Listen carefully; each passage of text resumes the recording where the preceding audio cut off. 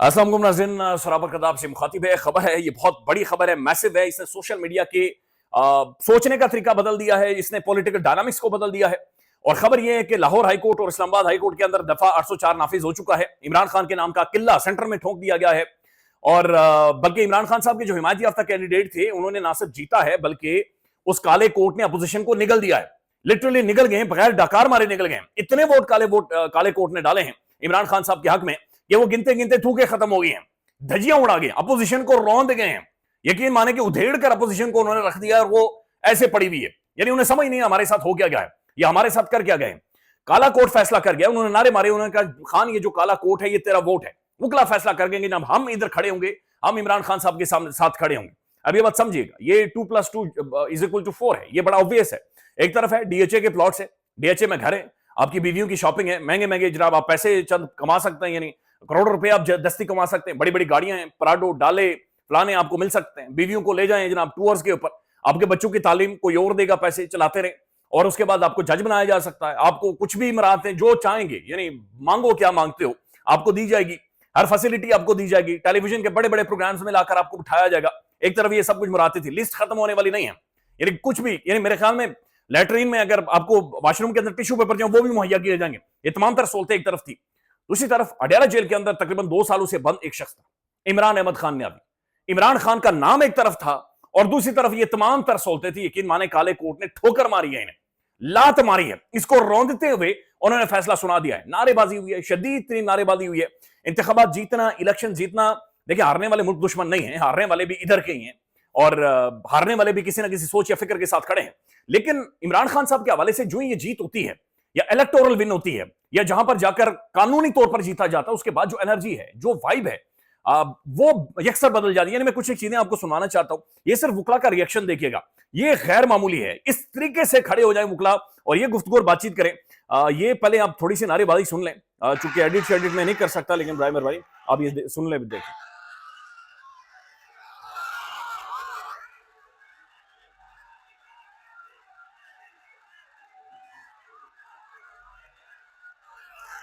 ये कैदी नंबर 804 इमरान खान, इसके बाकायदा से नारे लगे। ये अब ये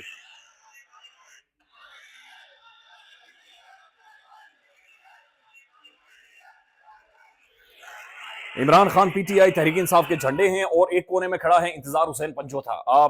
मैं बड़ा हैरान था, मैं सोच रहा था कि इंतजार हुसैन पंचोथा, इस बंदे को गायब किया गया, उसके बाद चलें तो खैर क्या कह सकते हैं। लेकिन बहरहाल इंतजार साहब जब वापस आए तो उनकी इज्जत नफ्स के ऊपर बड़ा खौफनाक हमला किया गया कि बेशर्मों की तरह टेलीफोन ऑन करके इधर से कैमरा इधर से कैमरा, बंदा पानी मांग रहा है और ऊपर से कैमरा और नीचे से कैमरा लगाया गया। ये उस बंदे की इज्जत नफ्स के ऊपर हमला था। लेकिन उसके बावजूद भी इंतजार हुसैन का आज ये बड़ा वाज़ेह पैगाम था कि मेरी सोच, मेरे नजरिए, मेरे शऊर के साथ आप नहीं खेल सकते। यानी मेरी शख्सियत के साथ आप जो मर्जी कर लें, आपने मुझे गायब कर दिया, आपने मेरी शक्ल को एक मिसाल बनाकर पेश किया है, लेकिन मेरी सोच, मेरी नजरिए, मेरी शऊर, मेरी तालीम, मेरी काबिलियत के साथ आप नहीं खेल सके। आज भी उधर ही खड़ा था, आज भी नारे मार रहा था, आज भी सबसे आगे था, ऐसे छाती चौड़ी करके और अपने बाजू खोलकर। तो गायब कर देना मसले का हल नहीं है, इंतखाबात मसले का हल है। और ये जो मैसिव हुआ है, ये जो हुआ है, ये बहुत मैसिव है। लाहौर हाईकोर्ट बार इलेक्शन 2025-26 में पाकिस्तान तहरीक इंसाफ का हिमायती याफ्ता उम्मीदवार, ये क्लीन स्वीप हुई है तहरीक इंसाफ की जी। ये मलिक आसिफ नसवाना साहब है, ये जनाब सदर बने हैं। और फरूख इलियास चीमा साहब, ये उम्मीदवार बनाए secretary Lahore high court bar. Abdul Rahman Ranjha उम्मीदवार बनाए नायब सदर लाहौर हाईकोर्ट बार। तो ये मैसिव इनकी कामयाबियां हुई हैं। लाहौर हाईकोर्ट में क्लीन स्वीप इमरान खान साहब ने किया, घर में घुसकर, बिल्कुल घर तक पहुंचकर, जड़ों तक पहुंचकर।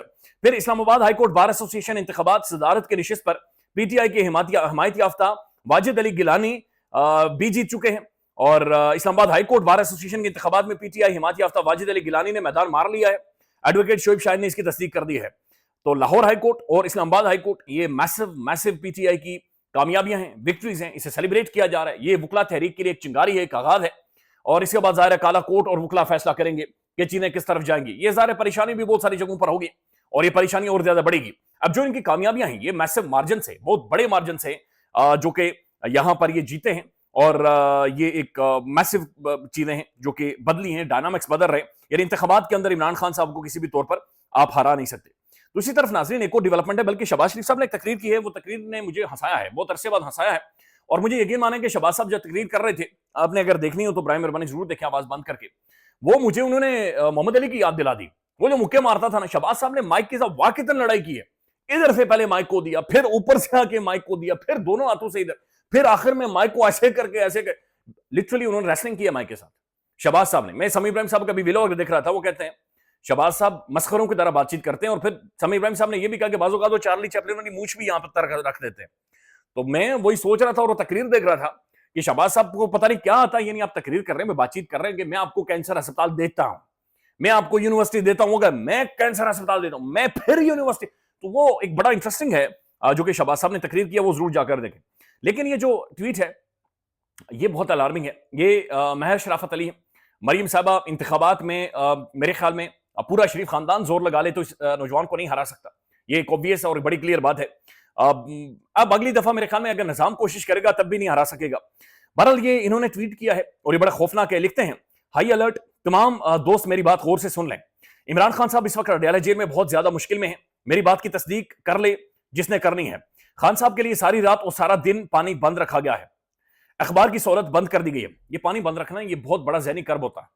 जब टंकी खत्म हो जाए, पानी ना आए तो आप खुद महसूस कीजिएगा, हालांकि हम लोग आजाद लोग हैं, लेकिन पानी बंद कर दिया जाए तो इसका मतलब यह है कि आपकी गर्दन काट दी गई है। ये जाहिर है पानी नहीं है, आप कुल्ली नहीं कर सकते, आप वॉशरूम नहीं जा सकते, आप कुछ भी नहीं कर सकते, जिंदगी खत्म हो जाती। ये गोंतनामा बे में भी ऐसा नहीं होता कैदियों के साथ, जो इनके बकौल इमरान खान साहब के साथ अगर ऐसा किया गया है। अखबार की सहूलत बंद कर दी गई है। कैंटीन खान साहब के लिए बिल्कुल बंद है। खाना इसका अंदर ठंडा और सूखी रोटी होती है कि वो चबाई नहीं जा सकती। उसके बाद जनाब उसके बाद ये लिख रहे हैं कि शनी मतलब फुल मीठे पानी से इमरान खान साहब की चक्की को अंदर से और फिर बाहर से धोया गया है। जंगलों को बकायदे से चीनी मारी गई है और मीठे पानी से धोया गया है, जिसकी वजह से मक्खियां कीड़े मकोड़े हजारों की तादाद में जमा हो चुके हैं, जिसकी वजह से खान साहब को बहुत ज्यादा परेशानी का सामना है। खान साहब के ब्लॉक को बाहर से ताला मार लिया गया है, कोई शख्स इस ब्लॉक की तरफ नहीं जा सकता, सिर्फ खाने के वक्त एक कांस्टेबल जाता है और खान साहब ने तकरीबन खाना पीना छोड़ दिया है। इस तरह की सहूलत भी खत्म कर दी गई है। खान साहब ने एक ही लिबास पहना हुआ है। आप इससे ज्यादा गंदी और तकलीफदेह बात क्या होगी? ये वॉशरूम का जो अंदर वाला पाइप है उसे बिल्कुल बंद कर दिया गया है, यानी बाथरूम का पाइप भी बंद कर दिया गया है, ताकि खान साहब जब हाजत के लिए वॉशरूम जाएं तो उसका पानी इतना स्लो हो कि जब वो टॉयलेट इस्तेमाल करें तो उनकी, यानी आप जब वॉशरूम यूज करें उसके बाद आप फ्लैश करें तो आप फ्लैश भी ना कर सके, यानी पानी इतना कम हो। इस वक्त इमरान खान को तोड़ने के लिए हर गंदा और बदबूदार काम किया जा रहा है, जिसकी वजह से खान साहब को कोई बीमारी लाहक हो सकती है। हम सबको फौरी एक्शन लेना होगा इससे पहले कि बहुत देर हो जाए। तो जाहिर है यूरिनरी ट्रैक्ट इन्फेक्शन एक नॉर्मल चीज है, वो वैसे भी आप आम दिनों भी अगर ठीक से आपको वॉशरूम यूज करने का नहीं पता तो आपको वो इन्फेक्शन हो जाता है और वो बहुत सीवियर होता है। तो ये बड़ी खौफनाक बातें इन्होंने लिखी हैं। तहरीक इंसाफ के बाकी किसी उम्मीदवार ने अभी तक ये बातचीत नहीं की है। जाहिर है इन तक कैसे मालूमात पहुंची, कैसे इंफॉर्मेशन पहुंची अडयाला जेल में जब किसी की मुलाकात नहीं होने दी जा रही। लेकिन क्या महर शराफत अली ट्रस्टेबल बंदा नहीं है? ऑब्वियसली ट्रस्टेबल है। जो इन्होंने चीजें बताई हैं क्या ये नहीं की जा सकती? ऑब्वियसली की जा सकती हैं। क्या जो करने वाले हैं उनकी सोच ऐसी नहीं है? तो ऑब्वियसली है। तो ये तीन चीजें तो मौजूद हैं। लेकिन अलीमा खान साहब ने, आपको याद होगा, कई दफा ये कहा था कि अडयाला जेल से खबरें दी जाती हैं। ज़ाहिर है जो भी खबर या जो भी सोर्स से आती है वो कहीं ना कहीं से मुमकिन है, पॉसिबिलिटीज हैं कि वो फीड की जा रही हो या वो इस तरीके से खबर बाहर दी जा रही हो, और उसका फिर हासिल क्या होगा या उसका इंपैक्ट क्या डालना चाहते हैं वो अपनी जगह पर मौजूद है। लेकिन बाकी किसी ने इस हवाले से अभी तक कोई तस्दीक नहीं की है। लेकिन ये इन्होंने ट्वीट किया है, ये अलार्मिंग है, ये खौफनाक है, जो कि बाकायदे से हुआ है। अब नाज़रीन, जो शहबाज शरीफ साहब ने तकरीर की है डेरा गाजी खान में, उस तकरीर को जब आप सुनते हैं 17-18 मिनट की है, तो शहबाज साहब दो तीन बातें कर रहे हैं। उन्होंने कहा मैंने कोट उतारा है, मैंने कोट इसलिए नहीं उतारा कि गर्मी लग रही है, मैंने कोट इसलिए उतारा है कि आप लोगों की मोहब्बत है। मोहब्बत में कोट कौन उतारता है? ये पता नहीं कौन सी मोहब्बत है। उन्होंने कहा कि मैं कसम से जब मुल्क से बाहर जाता हूं, दोनों हाथ ऐसे करके उन्होंने कहा कि मुझे इस्लामिक ममालिक के जो दोस्त हैं वो समझते हैं कि ये मांगने आ गया है, लेकिन मैं उन्हें ये कहता हूं कि मैं मांगने नहीं आया हुआ।